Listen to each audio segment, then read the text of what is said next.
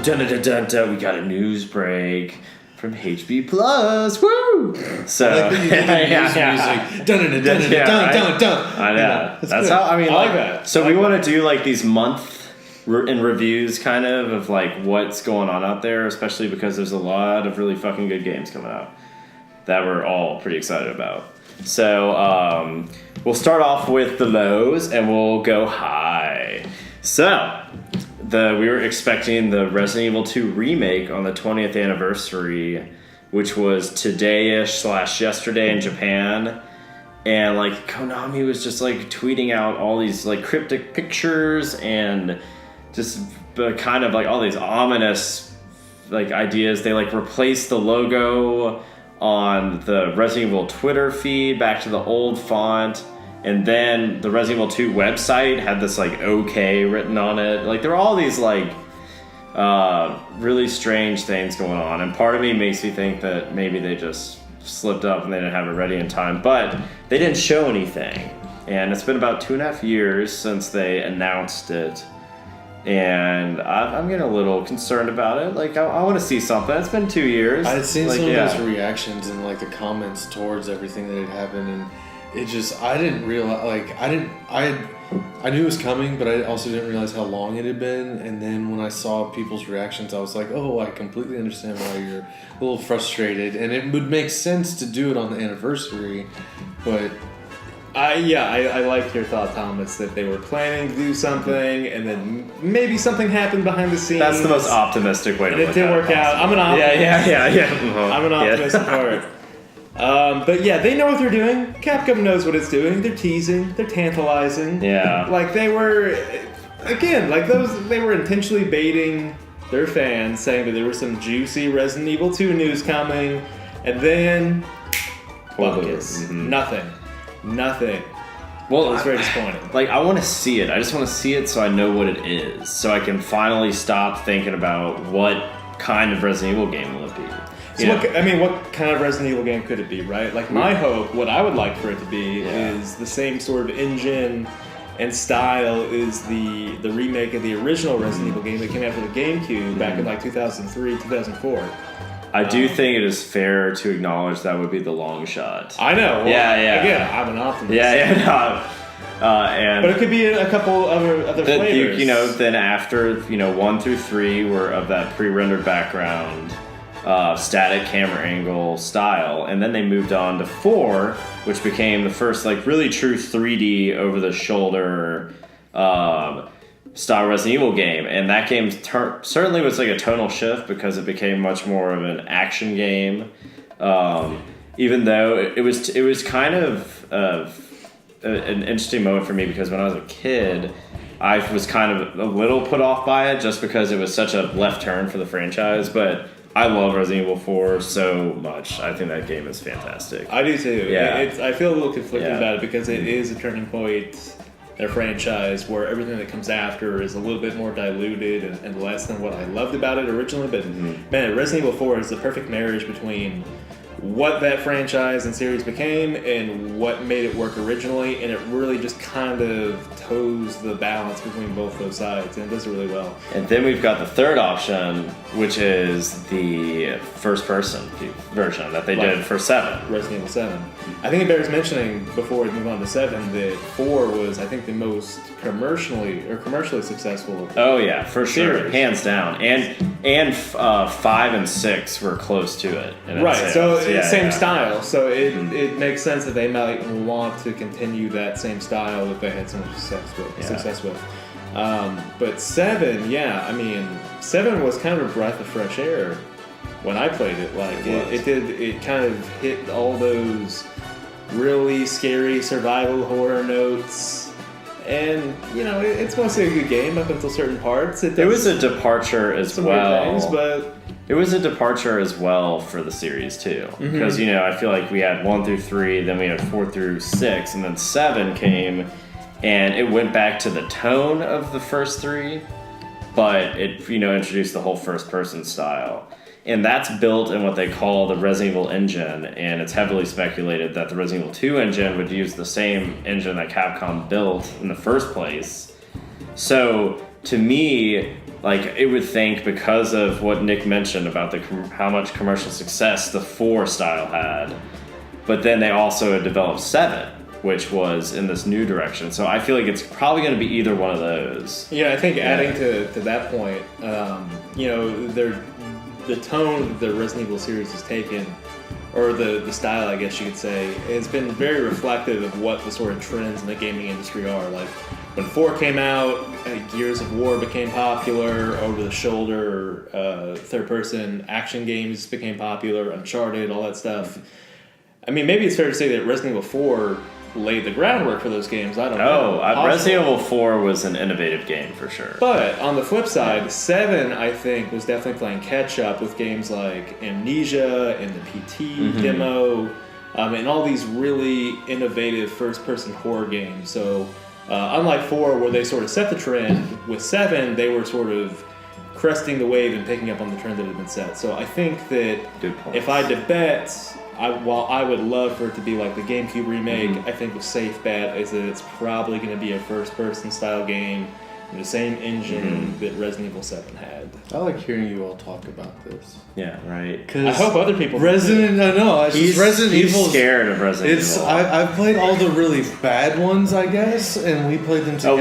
We played 5 and 6. Yeah, and those are the 2 weakest of the series, in my opinion. And so but they're fun. But I had fun. I had a lot of fun, especially 6. But 6 is so ridiculous. I didn't have a PlayStation growing up, so I didn't get to play those games when I was younger. So it doesn't have as big of an impact on me, and I can I can only imagine how much you all want this, and then to get teased and then to get nothing is heartbreaking. And I just but I love all your conjecture and what you're saying about what it could be, because you really don't know anything, and that's rough.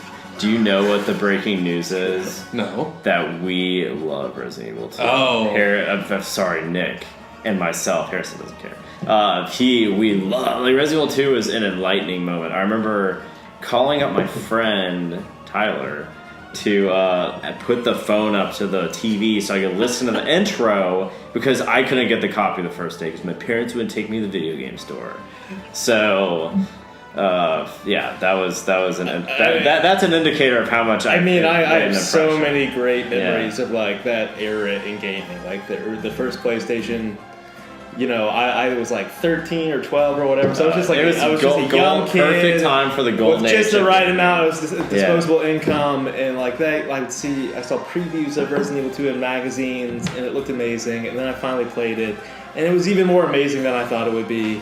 And it was just something that really had never been done before. It was just so cool and new, and Resident Evil 2, it was like Resident Evil 1 on steroids. Yeah, it was the aliens of Resident Evil. Perfect. And it was also like I liked how you played the different scenarios, and in a way you could play the game 4 times and it would be a different situation every time. So you had the Leon A and the Claire B story, and you could do A, B, or B, A. So you had and they each had their own story. So it was a cool thing, and I wonder if they'll bring that back or not. Anyway, next up, hot off the presses. Oh, we're doing news on a Resident Evil video? That's the January news segment. Oh, I know. Yeah. Oh, yeah. I know. We could talk a lot. We longer. really No, I know. Like. No, I know. I'm enjoying it. We'll probably. Okay. All right. So don't waste my food. About a week ago, Square dropped a trailer on us. It was the Final Fantasy 15 Royal Edition, which basically was the Final Fantasy 15 with all its additional content up to this point, and with a few extra bosses, and you get a boat. You get a boat, and you get an ATV, and you get all this. But the part that is interesting to me is how there's an additional story chunk that they've thrown in the final act. So I'm curious to see what that is. Square has not announced how much they're charging for the DLC download. I think that it was, somebody said $20, but they retracted that. Oh, really? They said that wasn't true. What? Yeah. Okay. So we're talking. So that must mean it's cheaper, if anything. Maybe they threw the lure out there, and they saw that there was a backlash, and they pulled it out. Possibly. Because they've done this before. Let's be clear about what we're talking about here. So, Yeah. the Royal Edition includes extra content. The DLC you're talking about would basically bridge.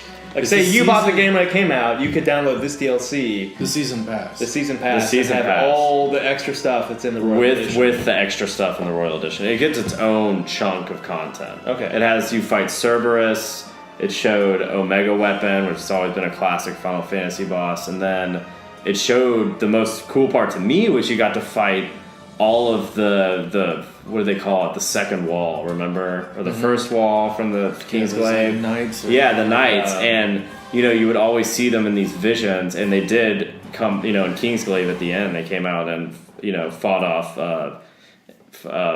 Arden's army, Like the Knights of the Idols. Round. Yeah, Niflheim. They did but they still Lucius got destroyed. But yeah, so it has this whole extra chunk of fighting them, and then it's like you see Core, and he looks much older, and then it has like a bunch of the Kingsglaive, so it looks like there's a big extra chunk of content they're throwing in at the end. And it's tempting for me, but Tabata's talked about another season pass for this year, so releasing more content. Luna, But they Arden. are it's speculated that that's Okay. what they are. But he's kind of been a little wishy-washy on it. I wish he just would come out and confirm it. Yeah. But he probably is He doesn't want to undercut sales for the for the quote unquote Game of the Year version. the Royal Not really Edition. the Game of the Year version. The Royal Edition. There'll be Royal Edition. and then there'll be a complete Super Royal edition. Super Royal Edition Yeah, Plus. And all the shareholders will be able to buy a new beach house. So Yeah, yeah. the interesting part of it though, like you said, is that it's not just new vehicles, it's not just new gameplay options or bosses. Mm-hmm. It's major plot content that sort of shapes the narrative of the game, right? I would say that's fair. Yeah. Yeah. So I mean, we all play the game. A lot of you out there have played the game, I'm sure at this point. And in the third act, what you're talking about with Core and with the Kingsglaive. Yeah, Yes, yeah. thank you. That's none of that really happens in the third game or in the third act of the story. There's really no place for it to seamlessly fit in, I think. So really, at this point, with this DLC and the Royal Edition, they're kind of rewriting the narrative a little bit and updating the story, which is cool. But it just makes me feel like when I bought the game on the day of release, I was kind of unknowingly playing the beta version of Final Fantasy 15. That, I was playing an incomplete version of the game. Is that a hot take? Does no one else out there feel that way? No, I think a lot of I don't people think that's feel the way that uncommon. you Like, feel. I'm excited about the content. It looks Yeah, yeah. amazing. I think it looks amazing. But- I really enjoyed the game, but I mean, obviously, I wish all this was included when I first bought it. But I also think that this is the way that games, unfortunately, are going to start being made, where it's a lot of paid DLC. And I mean, I hope it. I don't want it to continue that way, but that's the way that that's how I feel like they keep games at $60 when you buy them. And I don't want it to affect narrative, and that's I get what you're saying in the sense that you already paid for the game and you're hoping that you're getting a complete story when you buy it, and then when they add DLC on that is filling in gaps, I can see the frustration that people would have with that. Sure. See, I think it's a bit of a stretch to say it fills in a gap because that part was still, done. Like you didn't need that content. You were like, oh, where's Core? Oh, whatever. When it skips the World of Ruin, and they also had that survey from a long time remember back in the spring, you could choose do you want episode Arden and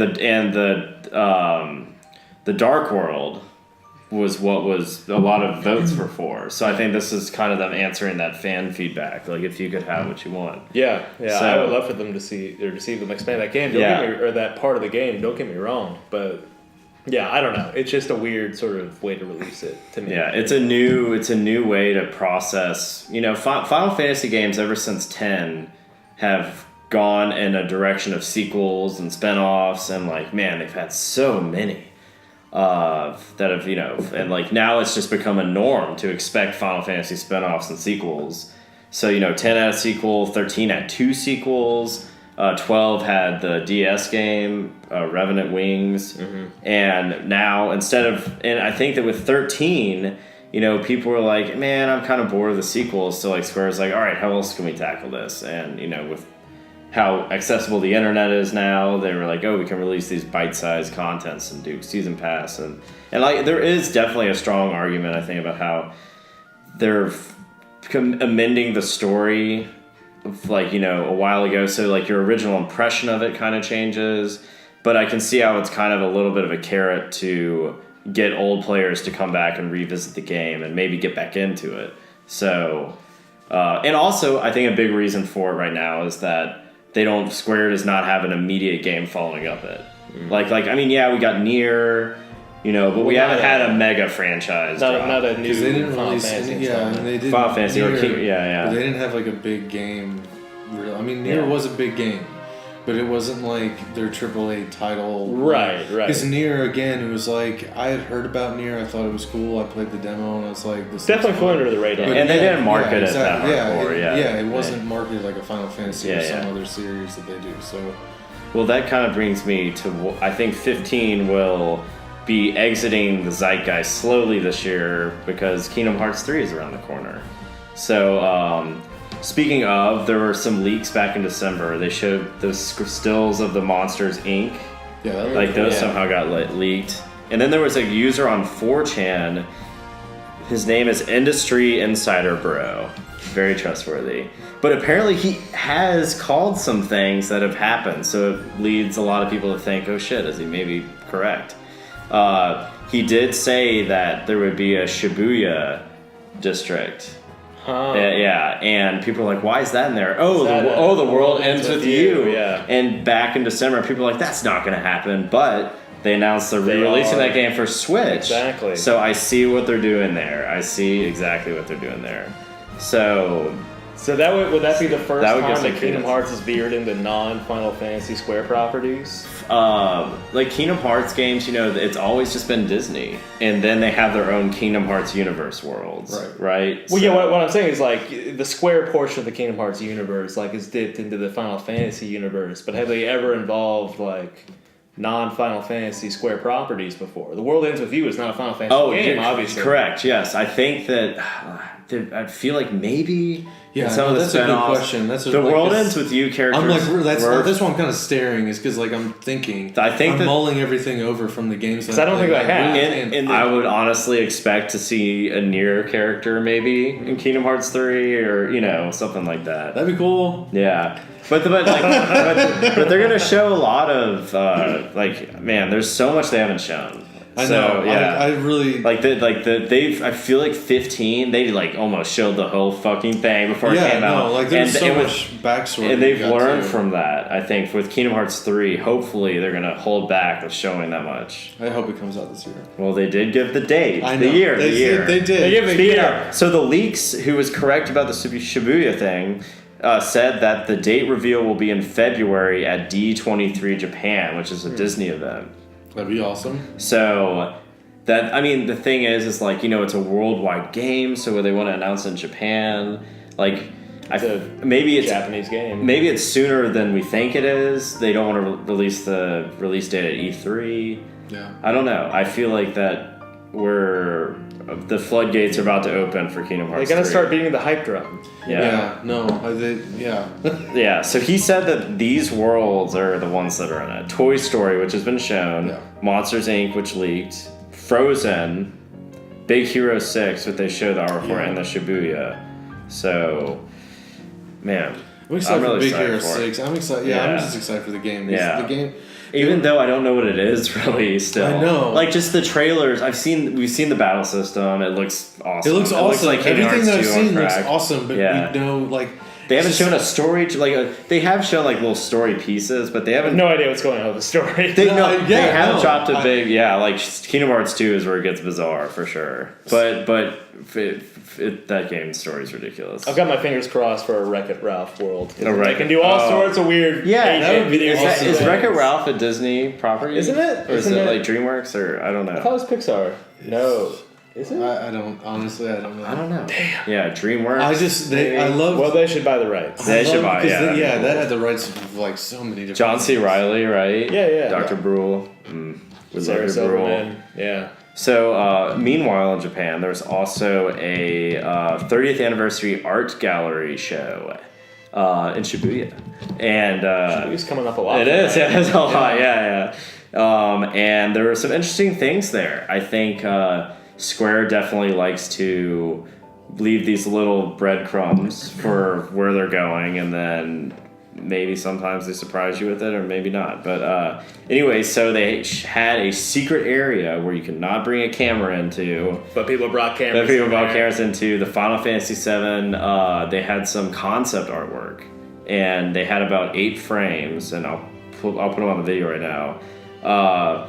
And it showed a bunch of different really cool, like, my nostalgia went crazy over it. Like, I can't wait to see these things in action, because it showed that, they're really going for realism in this. They're definitely making Midgar as if it was a reality. Mm-hmm. And, like, just seeing all the little locations. You got to see, like, Aeris's house. You got to see, like, the train pulling up. You got to see the sewers. At the very beginning of the game. Very beginning of the game. And, like, just, like, man, I know that they're starting the campaign. They've got to be soon. Because they got to get people pumped up for that to buy Kingdom Hearts as well, I think. The Square is going to really tickle you with both hands right before Kingdom Hearts 3 comes out. Hype drum. Yeah. So that was really cool, and I just want some remake news. I mean, we had the day counter on. Now I think we're getting close to, like, day 800. So... Who's counting? Who's counting, right? But another interesting point is they had a Distant Worlds concert in New York, and the conductor, Arnie Roth, like, announced to the crowd, like, who's ready for that remake? And you know who produces that concert series? Square Enix. And I'm sure that was a line they threw right in front of them to be like... Checks in the mail. Come on, yeah, like, right, exactly. Checks in the mail. And another little part about the gallery was a little Final Fantasy X area. And they had updated color drawings of Tidus and Yuna as older characters, which was interesting. And Tidus is wearing the Ject headband and everything. Could that mean 10-3? Could it? I mean, like, I'm talking about these, like, little hints and sprinkles. And that would be really, I think, the best chance for there to be a AAA modern active time battle system. So, yeah, if that could be happening. Like, I mean, I don't see why not. 10 is actually the biggest selling game Final Fantasy of all time. So, is it really? I thought 15 broke that record. No. 10 I think has sold, including the HD packaging later. The whole 10 franchise with 10 and 10-2 has sold, like, I think 13 million. Gotcha. Yeah, and I think 15's at like 7. Okay. So give it time. Well, I think honestly they're gonna put 15 to the side when it's done. Like, I don't think they're gonna be stretching it out much further. Or could they? I don't see them stretching. Or could they? Yeah. Because they've already stretched that. Yeah. Stretch 15 out. I mean, well, the stretching will be over, and you all will miss the stretch. It'll be like, when you stretch that calf and you're like, I missed that. You don't know what you got till it's gone. Yeah.